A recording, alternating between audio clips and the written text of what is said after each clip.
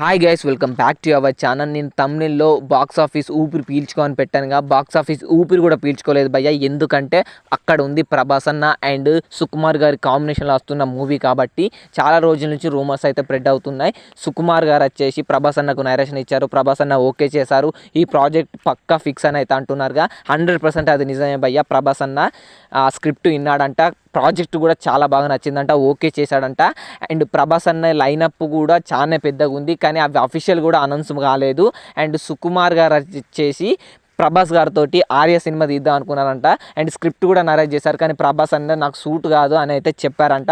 And చాలా రోజుల నుంచి ప్రభాస్ అన్నతో సినిమా తీద్దామన్నా ఏది కుదరలేదు. అండ్ ఎట్టకేలకైతే ఇప్పుడు కుదిరింది అని చెప్పచ్చు. అండ్ అక్కడ ఉన్నది బాహుబలితోటి 2000 కోట్ల దగ్గరికి వెళ్ళాడు. అండ్ సుకుమార్ గారు వచ్చేసి పుష్ప 2 మూవీతోటి ఆ రికార్డ్ని బద్దలు కొట్టాడని చెప్పచ్చు.